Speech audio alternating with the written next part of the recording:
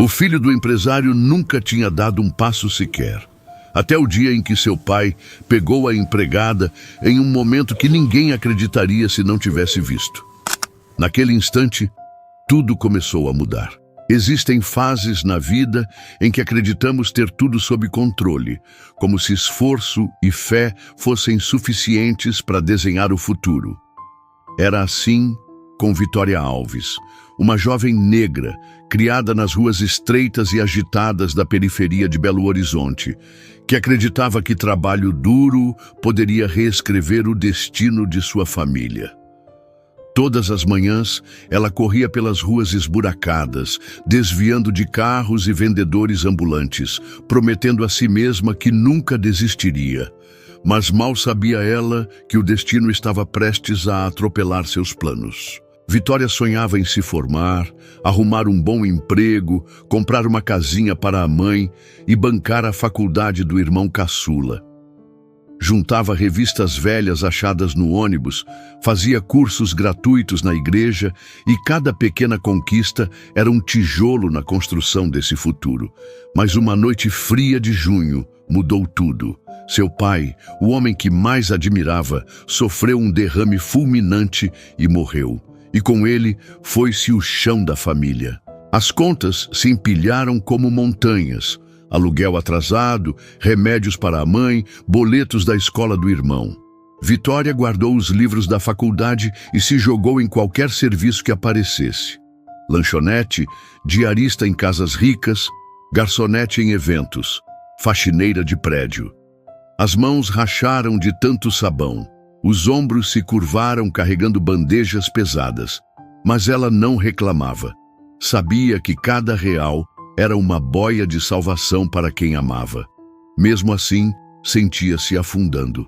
À noite, sentada na janela do pequeno quarto alugado, olhava as estrelas por entre fios de luz e antenas de TV, procurando qualquer sinal de esperança. O brilho nos seus olhos, antes tão forte, já estava apagando. Até que, numa tarde gelada, a vizinha Dona Ruth, idosa que Vitória ajudava de vez em quando, bateu à sua porta com uma proposta que soava estranha demais para recusar. Minha filha, conheço uma família muito rica na Zona Sul. Eles precisam de uma empregada que também cuide de uma criança. Pagam bem, mas o menino é diferente. Desde que a mãe dele morreu, não fala nem anda. Quer que eu indique seu nome? Disse com um olhar preocupado. Vitória hesitou. Nunca se imaginou trabalhando para gente rica, ainda mais com tantos boatos sobre patrões exigentes. Mas o aluguel estava atrasado, a mãe tossia cada vez mais e o futuro do irmão parecia escorrer pelos dedos. Engoliu o medo e disse sim. Na manhã seguinte, vestiu o único casaco que tinha, colocou uma marmita simples na bolsa e pegou 2 ônibus lotados até chegar à Zona Sul de Belo Horizonte. A cada bairro que passava, as ruas ficavam mais largas, os prédios mais altos e as pessoas mais apressadas. Quando desceu, ficou parada olhando aquele mundo. Calçadas limpas, árvores podadas, carros importados, vitrines onde um vestido custava mais do que um mês de aluguel da sua família. E no meio daquele cenário, um prédio com fachada de vidro e portaria de luxo a esperava. Com a mão suada, Vitória entrou no hall. O chão de mármore brilhava como se fosse espelho. Um lustre imenso pendia do teto e havia vasos de orquídeas impecáveis em cada canto. Ela se sentia minúscula, como se um passo em falso pudesse custar mais do que 3 meses de aluguel. Foi então que uma voz suave, mas firme, a chamou pelo nome. Você deve ser a Vitória. Seja bem-vinda, disse Dona Lourdes, uma senhora de cabelos curtos e grisalhos, vestida com elegância discreta, mas com um olhar que misturava autoridade e acolhimento. Não se preocupe, depois que se acostumar, vai se sentir em casa. Vitória sorriu de leve, mas o aperto no peito não diminuiu. Seguiu Dona Lourdes por um corredor silencioso até uma sala enorme, onde tudo parecia saído de uma revista. Sofá de couro, lareira acesa, quadros alinhados milimetricamente, mas nenhum retrato de família. Tudo tão perfeito e tão frio. Era como entrar num museu onde a vida real estava proibida. Foi então que o dono da casa apareceu no alto da escada. Marcos Vieira era alto, magro, com terno impecável e expressão dura. Desceu os degraus sem tirar os olhos dela, analisando cada detalhe como se já estivesse pronto para apontar o primeiro erro. Se minha mãe escolheu você, tudo bem, mas não complique as coisas, disse num tom que parecia mais ameaça do que boas-vindas. Vitória manteve o olhar firme. Não seria naquele primeiro encontro que ela baixaria a cabeça. Mal sabia ela que aquele homem gelado estava prestes a se tornar o maior desafio e talvez a maior virada de sua vida. Dona Lourdes conduziu Vitória até um quarto no fim do corredor. Ao abrir a porta, um silêncio pesado tomou conta. A luz do fim da tarde entrava pela janela, iluminando brinquedos perfeitamente organizados, como se nunca tivessem sido tocados. Não havia bagunça, não havia vida. Só um vazio que parecia respirar junto com o ar. Vitória sentiu um arrepio na nuca. No tapete, perto da janela, estava Gabriel, de apenas 4 anos. O cabelo loiro caía sobre os olhos claros que encaravam fixamente o horizonte. Nos braços, ele apertava um coelhinho de pelúcia surrado, como se fosse sua única proteção. Não se moveu quando Vitória entrou. Não piscou. Não demonstrou saber que alguém estava ali. Era como se o mundo não existisse para ele. Desde que a mãe morreu, ele não fala nem anda, sussurrou Dona Lourdes, pousando uma mão no ombro de Vitória. Já tentamos médicos, psicólogos, nada. Parece que ele construiu um muro que ninguém consegue atravessar. Vitória engoliu seco. A cena diante dela trouxe memórias da infância. Noites esperando o pai voltar, a mãe cuidando do irmão doente e aquela sensação de que ninguém escutava seu choro. Talvez por isso ela entendeu o menino antes mesmo de trocar uma palavra com ele, ou de ouvir qualquer palavra dele. Sem dizer nada, Vitória se agachou a uma distância segura, tirou da bolsa um livro infantil com capa gasta e começou a ler, sua voz baixa e suave. As páginas iam se virando, mas Gabriel continuava imóvel, o coelhinho apertado contra o peito. Mesmo assim, ela permaneceu. Se ele não aceitava palavras, aceitaria a presença. Do corredor, Marcos observava em silêncio, o olhar indecifrável. Algo naquela cena parecia incomodá-lo, ou talvez mexer com algo que ele não queria lembrar. Nos dias seguintes, Vitória começou sua rotina na casa. Limpava móveis, organizava quartos, preparava pequenas refeições. Mas cada vez que tentava se aproximar de Gabriel, um obstáculo surgia. Às vezes era o próprio menino que se retraía. Outras era Marcos, que aparecia para interromper qualquer tentativa de interação mais longa.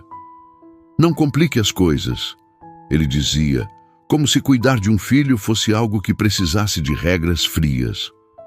Vitória queria responder, mas sabia que perder aquele emprego significaria colocar sua família na rua. Marcos controlava cada detalhe da casa, desde o horário de servir o almoço até o tipo de corte da fruta que Gabriel comia. Não permitia mudanças, nem gestos de afeto inesperados. Para ele, tudo era previsível, limpo e sem risco.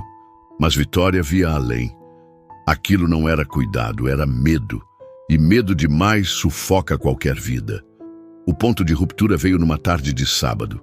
Gabriel, tentando alcançar um copo de suco, deixou cair um pouco no tapete. Antes que Vitória pudesse ajudar, Marcos entrou na sala, os olhos duros como pedra. "Quantas vezes eu já falei para tomar cuidado?", disse, a voz alta o suficiente para fazer Gabriel encolher no canto, protegendo a cabeça com os braços. Vitória deu um passo à frente, instintivamente querendo proteger o menino. "Eu disse para não complicar", cortou Marcos, o olhar frio cravado nela. Naquele momento, Vitória entendeu. O maior obstáculo para salvar Gabriel não era o trauma do menino. Era o próprio pai. Naquela noite, deitada na cama estreita do quartinho de empregada, Vitória chorou baixinho. Queria ir embora. Mas, ao fechar os olhos, viu o olhar vazio de Gabriel. Lembrou-se de como ela mesma esperou, quando criança, que alguém ficasse ao seu lado apesar de tudo. E foi aí que decidiu, por mais difícil que fosse, ela não abandonaria aquele menino. O que ela não sabia era que, para salvar Gabriel, teria que quebrar um muro muito mais alto, o de Marcos Vieira. Na manhã seguinte, o céu de Belo Horizonte estava coberto por nuvens pesadas. Dentro da mansão, o silêncio parecia ainda mais espesso que o ar úmido. Vitória terminou a limpeza da cozinha e, antes de ir para o quarto de Gabriel, tirou do bolso um pequeno dinossauro de feltro que comprou na feira por alguns trocados. Era colorido, engraçado e tinha olhos tortos. Ela não sabia se funcionaria, mas precisava tentar. Entrou no quarto devagar, sentindo o peso da presença do menino. Gabriel continuava sentado perto da janela, o coelho apertado contra o peito. Vitória se sentou no chão, a alguns metros dele, e fez o dinossauro caminhar até tropeçar numa pedra imaginária. "Ai, minha perna!" disse ela, fingindo dor. O dinossauro rolou pelo tapete, levantou cambaleando e caiu de novo. Vitória exagerou o drama, soltando um gemido alto e engraçado. Foi então que aconteceu. Um som quase imperceptível escapou da boca de Gabriel. Um riso abafado, tímido, mas real. Vitória sentiu o coração acelerar. Sem interromper, continuou a encenar, até que o menino levou a mão à boca para segurar outra risada. Era como se, por um instante, o muro tivesse rachado. O que Vitória não sabia era que Marcos estava parado no corredor, observando pela fresta da porta. Aquele riso, tão frágil e inesperado, pareceu ecoar por toda a casa. O homem ficou imóvel, como se não soubesse se deveria entrar ou recuar. No fim, virou as costas e saiu, levando consigo uma confusão que não sabia explicar. Nos dias seguintes, Vitória repetiu pequenas tentativas. Histórias curtas, desenhos engraçados, brinquedos improvisados. Gabriel não falava, mas passou a olhar para ela de vez em quando, como se quisesse entender quem era aquela mulher que não desistia. Marcos, no entanto, continuava a impor regras. Não queria mudanças no método e insistia para que apenas seguissem a rotina definida pelos médicos. Mas, apesar das ordens, ele não conseguiu esconder que cada vez mais observava os dois. Até que veio o choque. Numa tarde chuvosa, Vitória entrou no quarto de Gabriel com um barquinho de papel e uma bacia de água. Colocou o barco a navegar e fez vozes engraçadas para as ondas e para o capitão. Gabriel, curioso, se aproximou e estendeu a mão para tocar o barco. Era a primeira vez que ele iniciava contato. Vitória sorriu, mas nesse instante, Marcos entrou e ficou paralisado diante da cena. Ele não disse nada. Apenas olhou para o filho, depois para Vitória, e fechou a porta sem uma palavra. Mas algo no seu semblante indicava que a fortaleza começava a ceder. A pergunta era, ele permitiria que essa mudança continuasse? Ou tentaria erguer o muro novamente? A chuva não parava havia 2 dias. O som das gotas batendo no vidro parecia ecoar pela mansão inteira. E a atmosfera carregada refletia o clima interno daquela família.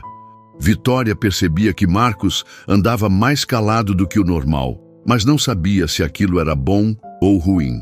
Naquela noite, quando todos já estavam recolhidos, Dona Lourdes entrou no quarto de Vitória. Sentou-se na beira da cama e falou num tom firme, mas carinhoso. "Você sabe que ele não é mau, não é? O Marcos, ele só está preso no próprio medo. Desde que perdeu a esposa, acredita que controlar tudo vai impedir outra tragédia. Mas, no fundo, isso só está afastando o filho dele." Vitória ficou em silêncio, lembrando-se de quando, ainda criança, tentava proteger o irmão caçula de uma enchente que invadiu sua casa. Ela também acreditava que, se ficasse atenta a cada detalhe, poderia impedir o pior. Só que a vida não funciona assim. Às vezes, não importa o quanto se lute, a dor chega do mesmo jeito. Mais tarde, Marcos foi até o escritório, mas não fechou a porta. Vitória, ao passar pelo corredor, ouviu a voz dele, baixa e trêmula. Eu não consigo ver o Gabriel sofrer e não fazer nada. Tenho medo de perder ele como perdi a Ana. Era a primeira vez que ela ouvia seu nome quebrar junto com as palavras. Na manhã seguinte, Marcos apareceu na porta do quartinho de Vitória. Estava sem terno, com uma camiseta simples e expressão cansada. Ficou parado por alguns segundos antes de falar. Eu devo desculpas. Fui duro demais. Eu só não sabia como lidar. As palavras saíram pesadas, como se cada uma arrancasse um pedaço da sua defesa. Vitória o convidou para entrar. Contou sua própria história, o dia em que perdeu o pai, as noites que passou sem dormir com medo de que a mãe não acordasse no dia seguinte e a luta diária para manter o irmão longe das ruas. O medo não protege, Marcos. Ele só constrói paredes, e paredes impedem a gente de ver quem está do outro lado, disse ela. Marcos não respondeu de imediato, mas seu olhar mudou. Não era mais o de um patrão avaliando uma funcionária. Era o de um homem reconhecendo, talvez pela primeira vez, que não precisava carregar tudo sozinho. A questão agora era, ele teria coragem de derrubar as paredes que ergueu ou se esconderia atrás delas mais uma vez? Depois daquela conversa, a rotina na casa começou a mudar sutilmente. Marcos não dava mais ordens com a mesma frieza e, pela primeira vez, perguntou a Vitória o que ela achava que poderia ajudar Gabriel.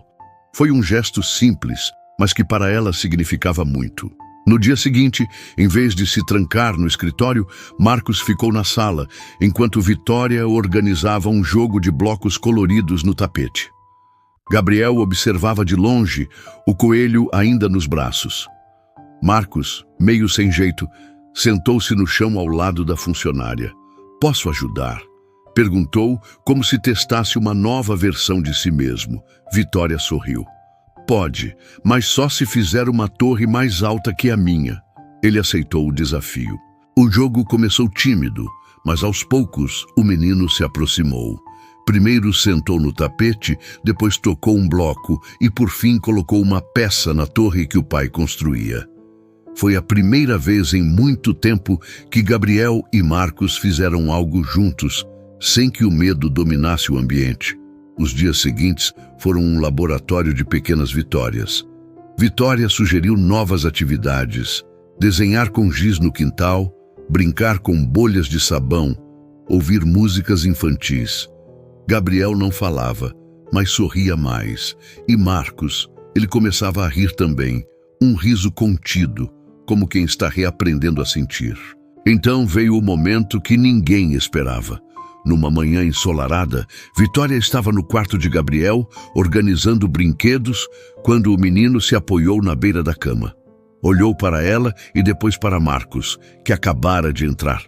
Lentamente, colocou o coelho no chão, segurou firme na borda e ficou de pé. Era a primeira vez que fazia isso desde a morte da mãe. Marcos levou a mão à boca, como se tivesse medo de assustá-lo.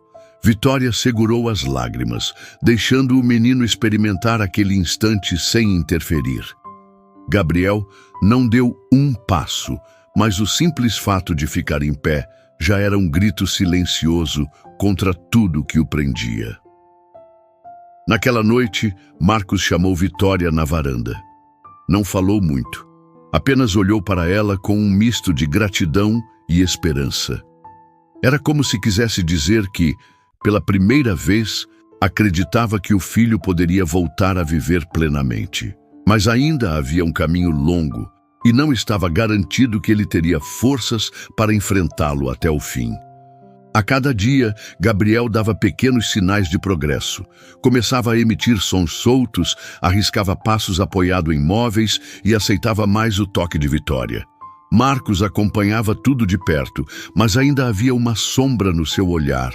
O medo de que, a qualquer momento, tudo voltasse ao silêncio de antes. Foi numa tarde tranquila que Vitória decidiu falar. Marcos estava na cozinha tomando café quando ela se sentou à sua frente. Marcos, eu pesquisei um lugar. É um centro de terapia em Florianópolis, que trabalha com música, contato com animais e atividades ao ar livre para crianças com traumas. Eu acho que poderia ser incrível para o Gabriel. Ele ficou em silêncio, encarando a xícara, como se a ideia fosse grande demais para processar.